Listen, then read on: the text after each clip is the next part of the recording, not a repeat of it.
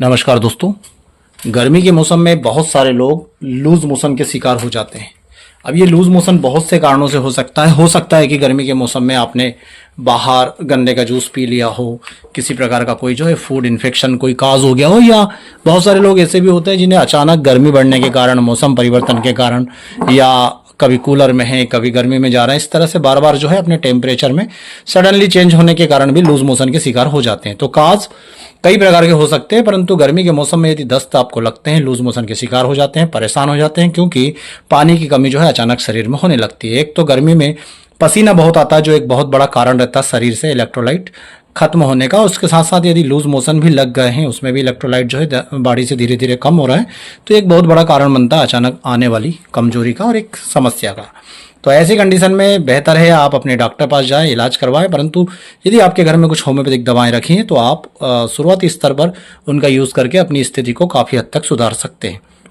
देखिए, यहाँ पर हम किसी भी ट्रीटमेंट को रिप्लेस करने की बात नहीं कर रहे हैं। ये नहीं कह रहे हैं कि आप लापरवाही कीजिए, आपको लूज मोशन बंद नहीं हो रहा है तब भी आप दवा ले रहे हैं, ऐसा कुछ नहीं करना है। परंतु यदि आपके पास होम्योपैथिक दवाएं हैं तो शुरुआती स्तर पर आप इस दवा का सेवन करके देख सकते हैं। आपको लाभ लगता है तो आप इन दवाओं को कंटिन्यू रख करके अपनी बीमारी को ठीक कीजिए। यदि लाभ नहीं लगता है तो अपने डॉक्टर को जरूर दिखाइएगा।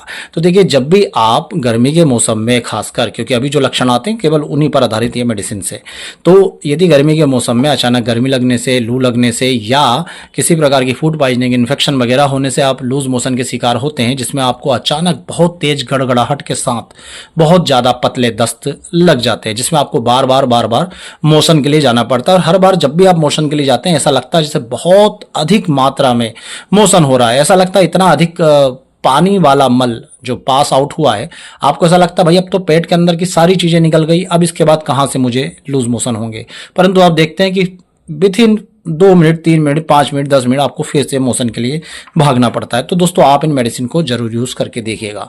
इसमें हम जो मेडिसिन लेते हैं वो होती है पोडोफाइलम। यहाँ पर आप देखेंगे पोडोफाइलम 30 पोटेंसी में है, एलोसोकोट्रिना 30 पोटेंसी में और कोलोसिंथिस 30 पोटेंसी में है। इन तीनों को आप अलग अलग लेंगे।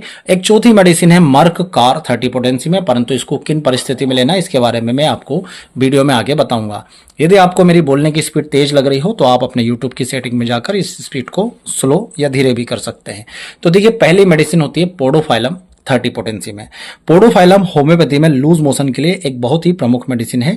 स्पेशली ये बच्चों के लूज मोशन में भी काम आती है और बड़ों के लूज मोशन में भी। तो यदि आपको बहुत तेज गड़गड़ाहट के साथ लूज मोशन हो रहे हैं दोस्तों, तो ये बहुत अच्छी मेडिसिन है।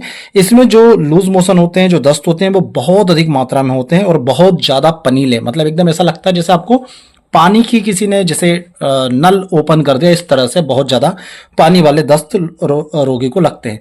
दस्त इतने अधिक मात्रा में लगते हैं कि जैसा मैंने अभी आपको बता चुका ये बात कि भाई मरीज सोचता है कि ठीक है ना, इतना ज्यादा पानी निकल गया, लूज मोशन बाहर हो गए, अब तो नहीं निकलेगा, परंतु फिर थोड़ी देर बाद दस्त लग जाते हैं। वो पानी ऐसा लगता है कहाँ से निकल रहा है, मरीज उसके बारे में सोचता रहता है।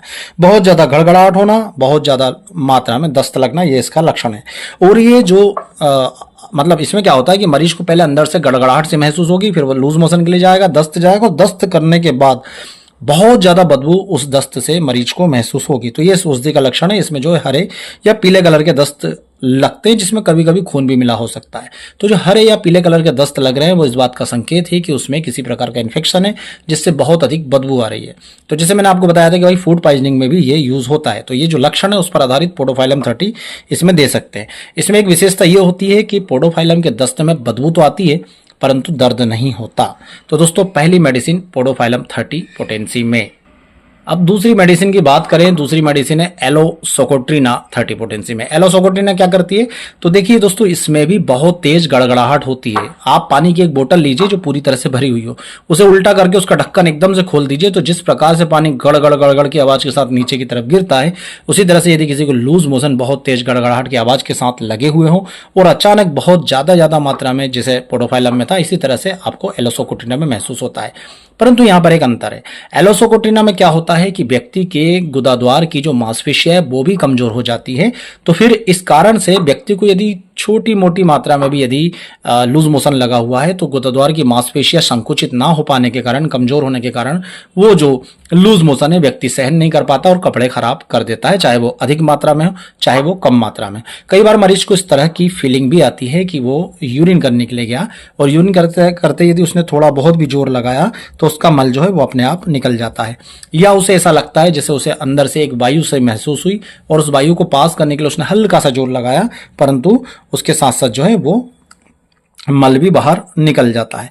इसके साथ साथ ओलोसोकोट्रिना उस प्रकार के डायरिया में भी देते हैं जिसमें आंव भी जा रही हो, जिसे आप डिसेंट्री कह सकते हो। तो मल त्याग करते समय अधिक मात्रा में आंव का जाना, स्लेस्मिक झिल्ली वगैरह जो होती है अंदर म्यूकस मेम्ब्रेन की, उसका निकलना दोस्तों, ऐसी जगह भी एलोसोकोट्रिना का यूज किया जाता है। तीसरी मेडिसिन दोस्तों ये भी देख लीजिए आप, एलोसोकोट्रिना भी 30 पोटेंसी में। तीसरी मेडिसिन कोलोसिंथिस है। कोलोसिंथिस का मूल जो कारण होता है वो इस लूज मोशन के दौरान यदि आपको पेट में ऐठन मरोड़ सी महसूस हो रही हो, और अधिकतर जब भी लूज मोशन में ऐठन या मरोड़ उठती है व्यक्ति पेट को अंदर की तरफ दबाता है, खुद आगे की तरफ झुकता है, पेट अंदर की तरफ दबाता है, जिससे उसे इस ऐठन में, इस दर्द में आराम मिलता है। तो इस लक्षण पर कोलोसिंथिस मेडिसिन का यूज करना बहुत ज्यादा जरूरी है ताकि इस प्रकार के ऐठन मरोड़ में आराम मिल सके। देखिए चौथी मेडिसिन हमने थोड़ा सा इस समूह से अलग इसलिए करी क्योंकि ये जो है ये केवल एक लक्षण पर आपको यूज करना, यदि लूज मोशन के साथ बहुत अधिक खून जा रहा हो, मतलब डिसेंट्री का केसेस हो जिसमें ब्लड भी बहुत ज्यादा जा रहा, तो आपको मर्ककार यूज करना है। यदि बहुत अधिक मात्रा में ब्लड नहीं है, थोड़ा बहुत ही दिखता है, तो फिर आपको इसका यूज नहीं करना, क्योंकि उस मात्रा में पोडोफाइलम भी उस लक्षण को कवर कर देती है। अब आपको करना क्या दोस्तों, यदि इस प्रकार के लूज मोशन से आप परेशान हैं तो 2 बूंद पोडोफाइलम 30, एलोसोकोट्रिना 30 और कोलोसिंथिस 30, इन तीनों दवा की 2-2 बूंद आप सुबह, दोपहर, रात, दिन में 3 बार दीजिए। यदि आपको इन लक्षणों में इंटेंसिटी बहुत ही अधिक तीव्र मिलती है, ऐसा लगता है कि भाई बहुत तेज जो है ये लूज मोशन लग रहा है, मतलब बहुत अधिक मात्रा है और बहुत ज्यादा कमजोरी सी फील हो रही है, तो आप जल्दी लाभ लेने के लिए एक्यूट केसेस के हिसाब से इनकी डोज को जो है 15 से 20 मिनट, आधे घंटे में भी 3-3 बार ले सकते हैं। बाकी आपके लक्षणों के हिसाब से बेहतर है कि आप किसी डॉक्टर की देखरेख में इन दवाओं का सेवन करें। होम्योपैथिक डॉक्टर है तो इन दवाओं को जरूर यूज कीजिएगा। आपके घर में यदि दवाएं तो दवाओं का यूज करके आप स्वास्थ्य लाभ लेकर के अपने डॉक्टर के पास जाने तक का वेट दोस्तों इजीली कर सकते हैं। साथ में आपको जो दूसरी फैक्टर्स होते हैं उन सभी का ध्यान रखना है। यदि पानी की कमी हो रही है तो इलेक्ट्रोलाइट बैलेंस के लिए कोई भी इलेक्ट्रोलाइट पाउडर का जरूर यूज करें, पानी की कमी नहीं होने दें।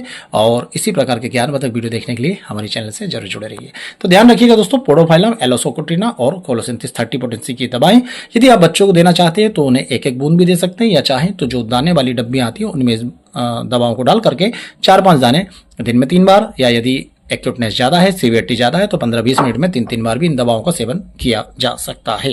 तो इसी तरह के ज्ञानवर्धक वीडियो दोस्तों हम अपनी चैनल पर डालते रहते हैं, और आप यदि हमारे वीडियो से संतुष्ट हो तो प्लीज हमारे चैनल को लाइक और वीडियो को लाइक, चैनल को सब्सक्राइब जरूर कीजिएगा। आप सभी का बहुत बहुत धन्यवाद। जय हिंद, वंदे मातरम।